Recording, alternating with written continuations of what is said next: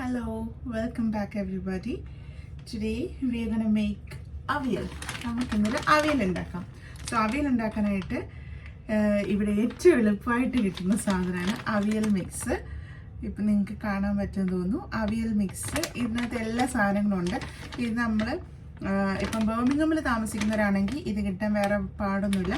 നമ്മുടെ സ്ട്രേറ്റ് റോഡിൽ ഒരു മലയാളി സ്റ്റോർ ഉണ്ട്, മലബാർ സ്റ്റോഴ്സ്. അവിടെ ഇത് കിട്ടും. അപ്പോൾ ഇത് മാത്രമല്ല, നമ്മുടെ നാട്ടിലുള്ള എല്ലാ സാധനങ്ങളും മൺചട്ടി ഉൾപ്പെടെ എല്ലാ സാധനങ്ങളും നമുക്ക് ആ ഷോപ്പിൽ നിന്ന് കിട്ടും. അപ്പോൾ അതിൻ്റെ ഡീറ്റെയിൽസ് വേണ്ടവർ കമൻറ്റ് ചെയ്താൽ മതി, ഞാൻ എൻ്റെ ഡീറ്റെയിൽസ് തരാം. സോ ഇത് അവിയൽ മിക്സ്, പിന്നെ ഇത് ഗ്രേറ്റഡ് കോക്കനട്ട്. ഇതാണ് മെയിനായിട്ട് നമുക്ക് അവിയൽ ഉണ്ടാക്കാൻ വേണ്ടി. ആ രണ്ട് സാധനവും ഫ്രോസൺ നമുക്ക് കിട്ടുന്നുണ്ട് എളുപ്പമായി. അപ്പോൾ നമുക്ക് ചട്ടി ഒന്ന് ചൂടാക്കാൻ വെച്ചിട്ട് അതിനകത്തേക്ക് നമ്മുടെ അവിയൽ മിക്സ് ഇട്ട് കൊടുക്കാം. സോ ഇതിനകത്ത് എന്തൊക്കെ വരുമെന്ന് നമുക്ക് നോക്കാം. അതല്ലാതെ നമ്മൾ അവിയലിൻ്റെ സാധനങ്ങളെല്ലാം വാങ്ങിച്ചിട്ട് വെക്കാനാണെങ്കിൽ കുറച്ചേറെ സാധനങ്ങൾ നമ്മൾ വാങ്ങിക്കും. സോ ഇപ്പം നമ്മുടെ ഇതിനകത്ത് കിട്ടിയിരിക്കുന്ന സാധനങ്ങൾ നമ്മൾ ഇതിനകത്ത് ഇട്ട് കൊടുക്കുകയാണ്. നമുക്ക് ഞങ്ങളിവിടെ 2 പേരേ ഉള്ളൂ. ഈ 2 പേർക്ക് കഴിക്കാനുള്ള എല്ലാ സാധനങ്ങളും ഈ ഒരു പാക്കറ്റിനകത്തുണ്ട്, കറിവേപ്പില ഉൾപ്പെടെ. ഓക്കെ, അപ്പോൾ ഇതിൽ കുറച്ച് കറിവേപ്പില ഞാൻ അരയ്ക്കാൻ എടുക്കുവാണ്. ബാക്കി കുറച്ച് ഇതിനകത്തേക്ക് ഇട്ട് കൊടുക്കാം. ചുമന്നുള്ളിയും എല്ലാ സാധനങ്ങളും നമുക്കിതിനകത്തുണ്ട്. ഇപ്പോൾ നോക്കി പറയുകയാണെങ്കിൽ ചേനയുണ്ട്, വെള്ളരിക്കയുണ്ട്, ക്യാരറ്റുണ്ട്, ചുമന്നുള്ളിയുണ്ട്, പടവലങ്ങയുണ്ട്, പച്ചമുളകുണ്ട്, പിന്നെ മുരിങ്ങക്കായുണ്ട്, അച്ചിങ്ങപ്പയറുണ്ട്. ഈ എല്ലാ സാധനങ്ങളും ഉണ്ട്. അപ്പോൾ ഞാൻ 2 ദിവസത്തേക്കിന് വെക്കുന്നതുകൊണ്ട് ഞാൻ ഇതിനകത്ത് ഒരു പാക്കറ്റും കൂടെ ആഡ് ചെയ്യാണ്. ഇതിൻ്റെ 2ാമത്തെ പാക്കറ്റാണ്. 2ാമത്തെ പാക്കറ്റും കൂടി ഞാൻ ഇതിനകത്തേക്ക് ആഡ് ചെയ്ത് കൊടുക്കണം. ഇത് ഫ്രോസൺ ആണ് കേട്ടോ. നമ്മൾ തോ ചെയ്യണമെന്ന് നിർബന്ധമൊന്നുമില്ല. തോ ചെയ്യാതെ തന്നെ നമുക്കിതിനകത്ത് ഇടാം. അപ്പോൾ ഞാൻ കറിവേപ്പിലയും അതൊക്കെ ഒന്ന് പൊട്ടിച്ചിടുകയാണ്. എല്ലാ സാധനങ്ങളും നമ്മൾ ഇതിനകത്തേക്ക് ഇട്ടു. ആക്ച്വലി നമുക്ക് 2 പേർക്ക് 2 ദിവസത്തിൽ കൂടുതലുള്ള അവിയലുണ്ട് ഇതിനകത്ത്. അപ്പോൾ നമ്മൾ പച്ചക്കറി കൂടുതലും റൈസ് കുറവും കഴിക്കുവാണെങ്കിൽ ഇത് 2 ദിവസത്തേക്ക് ലാവിഷായിട്ടുണ്ട്. അപ്പോൾ ഇത് നമ്മൾ ഫുള്ളായിട്ടൊന്ന് ഇട്ട് കൊടുക്കുക. ഇതിനകത്തേക്ക് ജസ്റ്റ് ഒന്ന് മിക്സ് ചെയ്യുക. എന്നിട്ട് ഇതൊന്ന് കുറച്ച് നേരം, അത് ഫ്രോസൺ ആയതുകൊണ്ട് നമുക്ക് കുറച്ച് നേരം ഇതൊന്ന് അടച്ച് വയ്ക്കാം. എന്നിട്ട് ഇതൊന്ന് ആ ഒരു ഫ്രോസൺ ബിറ്റ് നിൽക്കുന്നത് ശരിയായതിന് ശേഷം നമുക്കിതിനകത്ത് ബാക്കി വേണ്ട സാധനങ്ങൾ എന്തൊക്കെയാണെന്ന് ഞാൻ പറയാം. സോ നമ്മുടെ കുറച്ചൊക്കെ ഒന്ന് തോവായിട്ട് വരുന്നുണ്ട്. അപ്പോൾ പറയാൻ മറന്നു, ഇതിനകത്ത് പച്ചമാങ്ങ ഉൾപ്പെടെ ഉണ്ട് കേട്ടോ. ഇത് പച്ചമാങ്ങയാണ്. പച്ചമാങ്ങ ഉൾപ്പെടെ ഇതിനകത്തുണ്ട്. ഇതിലും എളുപ്പത്തിൽ അവിയൽ വേറെ ഒരു രീതിയിലും വെക്കാൻ പറ്റത്തില്ല. ഇതിൽ എളുപ്പത്തിൽ വെക്കാൻ പറ്റുന്ന ആകെ ഒറ്റയേ ഉള്ളൂ, ഫ്രോസൺ അവിയൽ വാങ്ങിച്ചിട്ട് അത് ചൂടാക്കുന്നത്. അതല്ലാതെ ഇതിലും എളുപ്പത്തിൽ ഇത്രയും പച്ചക്കറികൾ ഇട്ട് ഒരു അവിയൽ വെക്കാൻ പറ്റില്ല. ഇവിടെ നാട്ടിൽ പറ്റും, ഇവിടെ പറ്റില്ല. കാരണം ചേന സെപ്പറേറ്റ് വാങ്ങിക്കണം, മുരിങ്ങക്കായ സെപ്പറേറ്റ് വാങ്ങിക്കണം. ഇതെല്ലാം കൂടെ ഈ 2 പാക്കറ്റിന് ഞാൻ കറക്റ്റായിട്ട് പറയാം. ഞാൻ ബില്ല് നോക്കട്ടെ. ഓക്കെ, 2 പാക്കറ്റിന്, ഒരു പാക്കറ്റിന് 2.79 പൗണ്ട്സ് ആണ്. അപ്പോൾ 2 പാക്കറ്റിനും കൂടി എനിക്കൊരു 6 പൗണ്ട്സിനകത്തേ വന്നിട്ടുള്ളൂ. അപ്പോൾ നിങ്ങളൊന്ന് ആലോചിച്ച് നോക്ക്, ഈ 6 പൗണ്ടിൽ ഇത്രയും പച്ചക്കറികളിട്ട് അവിയൽ വെക്കാൻ പറ്റുമോ ഇവിടെ? ഇല്ല. അപ്പോൾ ഇതാണ് ഏറ്റവും എളുപ്പത്തിലുള്ള ഓപ്ഷൻ. അപ്പോൾ ഇത് കേരള ഡിലൈറ്റിൻ്റെ ആണ്. ഞാൻ ഡെയിലി ഡിലൈറ്റിൻ്റെ വാങ്ങിക്കാറുണ്ട്. അങ്ങനെ എന്താണോ അവൈലബിൾ അന്നേരം അത് വാങ്ങിക്കാറുണ്ട്. അപ്പോൾ എന്തായാലും നിങ്ങളെല്ലാവരും ട്രൈ ചെയ്യണം. ഇവിടെ പുറത്തായിരിക്കുന്നവർ എന്തായാലും ട്രൈ ചെയ്യണം.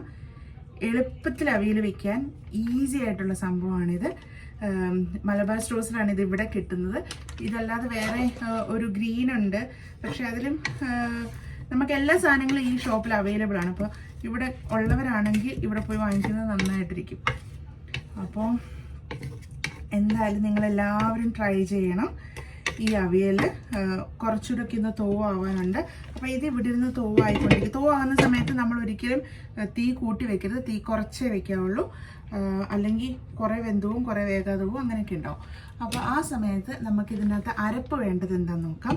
ഇതിൽ അരപ്പായിട്ട് വേണ്ടത് തേങ്ങയുണ്ട് ഇതിനകത്ത്. ഞാനിപ്പോൾ കാണിച്ചതുപോലെ തന്നെ ഫ്രോസൺ കോക്കനട്ടാണ് ഞാനിവിടെ ഉപയോഗിക്കുന്നത്. അതാകുമ്പോൾ ഗ്രേറ്റഡ് ആയിട്ട് നമുക്ക് കിട്ടും. അത് നമ്മൾ ഡയറക്റ്റ് ഇതിനകത്തോട്ട് ഇട്ടാൽ മതി. കുറച്ച് നേരം ഒന്ന് തോ ചെയ്തിട്ട് എടുക്കണമെന്നേ ഉള്ളൂ. അപ്പോൾ ഫ്രോസൺ കോക്കനട്ട്, പിന്നെ കുറച്ച് ക്യുമിൻ സീഡ്സ്, ജീരകം, കുറച്ച് കറിവേപ്പില, ഇതിനകത്തും തന്നെ എടുത്തിട്ടുള്ള കുറച്ച് ചുമന്നുള്ളി, അല്ലെങ്കിൽ ഷാലറ്റ്സ്, പിന്നെ 2 പച്ചമുളക്. ഇത്ര സാധനങ്ങളാണ് ഞാൻ ഇതിനകത്ത് ഇടുന്നത്. മഞ്ഞൾപ്പൊടി ഞാൻ വേവിക്കും ഇടുന്നുണ്ട്, അതുകൊണ്ട് ഞാൻ മഞ്ഞൾപ്പൊടി ഇതിനകത്ത് ആഡ് ചെയ്യുന്നില്ല. ഇത്രയും സാധനങ്ങൾ നമുക്ക് പെട്ടെന്നൊന്ന് ചതച്ചുകൊണ്ട് വരാം. അരയണ്ട, ചതച്ചാൽ മാത്രം മതി. ഒന്ന് ചതച്ചുകൊണ്ട് വരാം. ഇപ്പം നമ്മുടെ വെജിറ്റബിൾസ് എല്ലാം ഒന്ന് തോ ആയിട്ടുണ്ട്, വെന്തിട്ടില്ല. തോ ആയിട്ടുള്ളതേ ഉള്ളൂ, അതായത് ഈ ഫ്രോസൺ ഇത് മാറിയിട്ടുള്ളതേ ഉള്ളൂ. ഞാൻ ആ സമയത്ത് നമ്മുടെ അരപ്പ് ഇവിടെ അരച്ചുകൊണ്ട് വന്നിട്ടുണ്ട്, അരക്കല്ല ചതച്ചുകൊണ്ട് വന്നിട്ടുണ്ട്. ഇത് നമുക്കിപ്പോൾ മാറ്റി വയ്ക്കാം, ഇപ്പോഴൊന്നും നമുക്കിത് വേണ്ട. ഇതല്ലാതെ ഇതിനകത്ത് ഇപ്പോൾ ഇടാൻ പോകുന്നത് കുറച്ച് മഞ്ഞൾപ്പൊടി, ഒരു 3/4 സ്പൂണ് മഞ്ഞൾപ്പൊടി ഇതിനകത്തൊന്ന് ഇടാം. ചിലർ മുളക് പൊടി ഇടും, ഞാനിപ്പം പച്ചമുളക് അരച്ചിട്ടുള്ളതുകൊണ്ട് മുളക് പൊടി ഇടുന്നില്ല.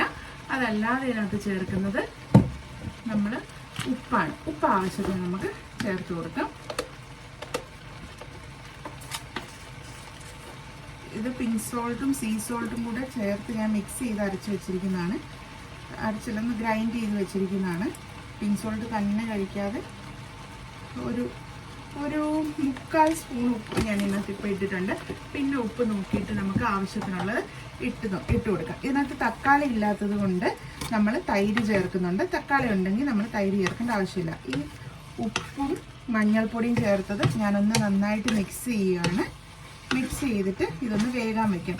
ഞാൻ എക്സ്ട്രാ വെള്ളം ഇതിനകത്ത് ആഡ് ചെയ്തിട്ടില്ല, കാരണം ഈ തോ ചെയ്തപ്പോൾ ഇതിനകത്തും തന്നെ വെള്ളം ഇതിനകത്തോട്ട് ഇറങ്ങിയിട്ടുണ്ട്.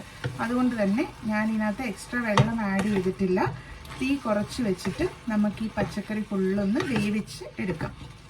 ഉപ്പൊക്കെ കറക്റ്റാണെന്ന് തോന്നുന്നു. ഈ പടവലങ്ങയും ചേനയും ഒക്കെ ഉണ്ട് കേട്ടോ ഇതിനകത്ത്. ഇനി ഇതൊന്ന് ഇങ്ങനെ ചേർത്ത് ഇങ്ങനെ കൂട്ടി വെച്ചിട്ട് നമുക്ക് അടച്ച് വെച്ച് തീ കുറച്ച് വെച്ച് വേവിച്ചെടുക്കാം. ഇത് വെന്ത് കഴിയുമ്പോൾ വരാം. സോ ഇപ്പോൾ നമുക്ക് നോക്കാം ഇത്രയും വെന്തിട്ടുണ്ടെന്ന്. നമുക്കൊന്ന് ഇളക്കാം. വെള്ളമൊക്കെ കുറേ പറ്റിയിട്ടുണ്ട്. ഇപ്പം ഒരുപാടിട്ടങ്ങ് വേവിക്കണ്ട, ഒരുപാടിട്ട് ഇളക്കി ഉടയ്ക്കണ്ട. ചേനയാണ് ഇതിനകത്ത് ഏറ്റവും കൂടുതൽ വേവുള്ള സാധനം. അപ്പോൾ ചേന വെന്തിട്ടുണ്ടോ എന്ന് നമുക്ക് നോക്കാം. ചേന ഒന്ന് തവി വെച്ച് മുറിക്കുമ്പോൾ തന്നെ മുറിയുന്നുണ്ട്.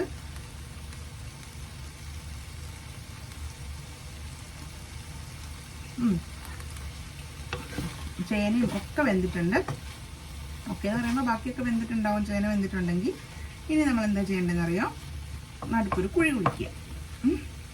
ഇങ്ങനെ കുഴി കുഴിച്ചിട്ട് ഇതിനകത്തുനിന്ന് നമ്മുടെ തേങ്ങേൻ്റെ അരപ്പില്ലേ, അത് നമ്മൾ ഇതിനകത്തേക്ക് ആഡ് ചെയ്ത് കൊടുക്കുക. നമ്മൾ ഇതുവരെ വേറെ വെള്ളമൊന്നും ഒഴിച്ചിട്ടില്ല.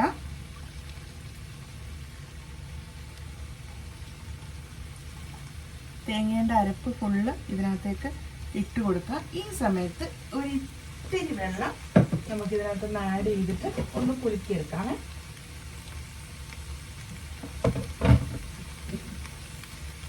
ഒന്ന് കുലുക്കിയിട്ട് ഞാൻ ഇതിൻ്റെ പുറത്തിട്ട് ഒഴിച്ചിട്ടുണ്ട്. എന്നിട്ട് നമുക്ക് ഈ പച്ചക്കറി കൊണ്ട് ഈ തേങ്ങയൊന്ന് മൂടി വയ്ക്കാം.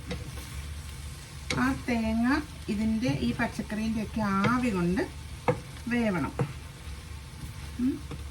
ഇങ്ങനെ മൂടി വെച്ചിട്ട്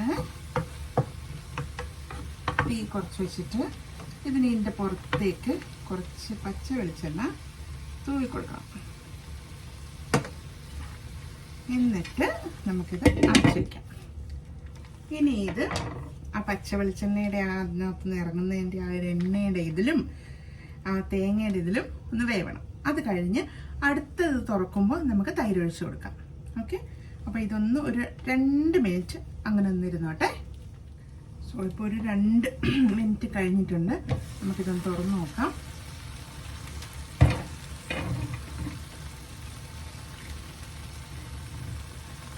കണ്ടോ, ഇതിൻ്റെ സൈഡിൽ കൂടി ഇങ്ങനെ തലതലാന്ന് തിളച്ച് വരുന്നുണ്ട്. ഇതൊന്ന് ബ്രേക്ക് ചെയ്യുക. നല്ല അവിയലിൻ്റെ മണം വരുന്നുണ്ട് കേട്ടോ.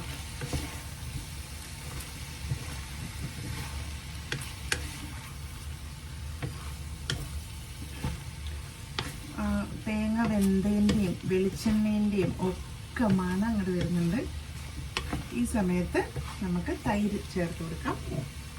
ഇത് കട്ട തൈരാണ്, കുറച്ച് പുളിയുള്ള തൈര് ചേർത്ത് കൊടുക്കാം.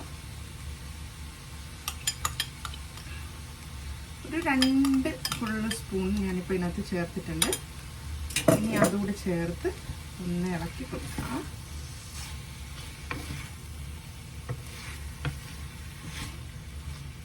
ഈ സമയത്ത് ഞാൻ തീ ഓഫ് ചെയ്യാൻ പോവാണ്.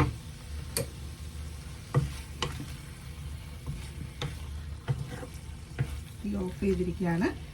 സാധനം നന്നായിട്ട് വെന്തിട്ടുണ്ട്. തൈരൊന്ന് നന്നായിട്ട് മിക്സ് ചെയ്ത് കൊടുക്കാം.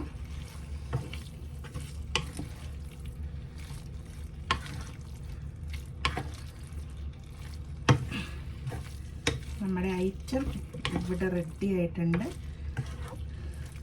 ഞാനിത് ഇങ്ങനെ ഇളക്കിയിട്ട് തല്ലിപ്പൊത്തി ഇങ്ങനെ ചേർത്ത് വെച്ച് ഒന്നുകൂടെ ഒന്ന് അടച്ചു കൊടുക്കുന്നുണ്ട്. തീയില്ല, ആ തീയുടെ ഒരു ചെറിയ ചൂടും പച്ചക്കറിയുടെ ആ ഒരു ചൂടും മാത്രമേ ഉള്ളൂ. ഇതിങ്ങനെ ചേർത്ത് വെച്ചിട്ട് നമുക്ക് അടച്ചു കൊടുക്കാം. ഞാൻ അടച്ചങ്ങ് വയ്ക്കുകയാണ്. അതിന് മുമ്പായിട്ട് ഞാനൊന്ന് ടേസ്റ്റ് ചെയ്യട്ടെ.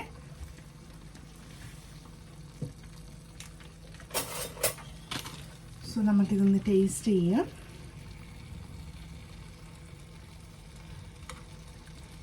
പറ്റുന്ന എല്ലാ കഷ്ണങ്ങളും കൂടെ ഞാൻ എടുക്കാൻ ശ്രമിക്കുന്നുണ്ട്, മുരിങ്ങക്കായ ഒഴിച്ച്. സോ ഇതൊന്ന് ടേസ്റ്റ് ചെയ്ത് നോക്കാമേ.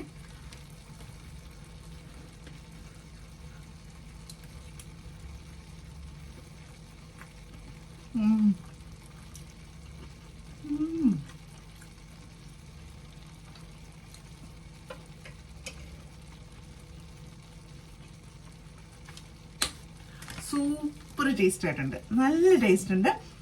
ആ പുളിയും ഉപ്പും എരിയും പച്ചമുളകിൻ്റെ ആ എരിയും എല്ലാം കൂടി ചേർന്നിട്ട് നല്ല സൂപ്പർ ടേസ്റ്റ് ആയിട്ടുണ്ട്. അപ്പം നിങ്ങളെല്ലാവരും ഇത് ട്രൈ ചെയ്യണം. ഞാനിതൊന്ന് ചോറിൻ്റെ ഒപ്പം ആക്കിയിട്ട് കാണിച്ചു തരാമേ. സോ നോക്കിക്ക് ചോറ്. ഈ ചോറ് എന്താണെന്നറിയോ, നമ്മുടെ മത്തി വറുത്തതും പരിഞ്ഞിന് വറുത്തതും കഴിഞ്ഞിട്ട് അതിനകത്തുണ്ടായിരുന്ന എണ്ണയിൽ ഇട്ടിട്ട് ഇളക്കിയെടുത്ത നല്ല ചൂട് ചോറ്, ഇച്ചിരി നാരങ്ങ അച്ചാർ, അത് നമ്മളിവിടെ തന്നെ ഉണ്ടാക്കിയതാണ്. നാരങ്ങ അച്ചാർ, പിന്നെ നമ്മുടെ അവിയൽ. ഇതെങ്ങനെയാണ് കഴിക്കുന്നതെന്ന് നോക്കാമേ, എങ്ങനെയുണ്ടെന്ന് നോക്കാം. അപ്പോൾ കുറച്ച് മത്തി എടുക്കുക, കുറച്ച് അവിയൽ, പിന്നെ കുറച്ച് നാരങ്ങ അച്ചാർ. ഇതിങ്ങനെ എടുത്ത് ആ എണ്ണയിൽ ഇളക്കിയെടുത്ത ആ ചോറിനകത്തോട്ടൊന്ന് ജസ്റ്റ് മിക്സ് ചെയ്തിട്ട്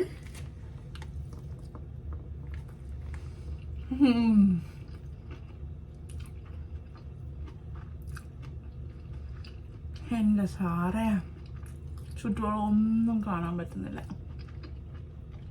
എന്നാ ഒരു ടേസ്റ്റാണെന്നറിയോ. എന്തായാലും നിങ്ങൾ ട്രൈ ചെയ്യണം. സൂപ്പർ ടേസ്റ്റാണ്. ഇതുണ്ടാക്കിയിട്ട് നിങ്ങൾ ഒരിക്കലും റിഗ്രറ്റ് ചെയ്യാൻ പോകുന്നില്ല. സൂപ്പർ ടേസ്റ്റ് എന്ന് പറഞ്ഞാൽ സൂപ്പർ ടേസ്റ്റ്. എല്ലാവരും ട്രൈ ചെയ്യണം. ട്രൈ ചെയ്തിട്ട് എങ്ങനെയുണ്ടെന്ന് കമൻറ്റ് ചെയ്യണേ. ഞാൻ എൻ്റെ ഹസ്ബൻഡിനോട് കൊടുക്കട്ടെ.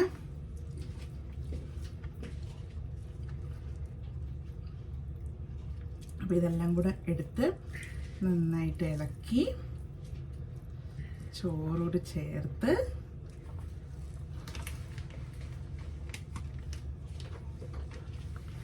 എങ്ങനെയുണ്ട്? ഇഷ്ടപ്പെട്ടോ? നല്ല ടേസ്റ്റ് അല്ലേ? സോ എല്ലാവരും എൻജോയ് ചെയ്യുമെന്ന് വിചാരിക്കുന്നു. ഞാനിവിടെ ഡിന്നർ എൻജോയ് ചെയ്യട്ടെ. ഇപ്പോഴും വെളിയിൽ നിങ്ങൾക്ക് വെട്ടമൊക്കെ കാണാം. ഇവിടെ ഒരു 9 മണി ആയാലും ഇവിടെ നല്ല വെളിച്ചം ഉണ്ടാവും സമ്മർ ടൈമിൽ. എന്തായാലും എല്ലാവരും എൻജോയ് ചെയ്യുക. See you all, love U.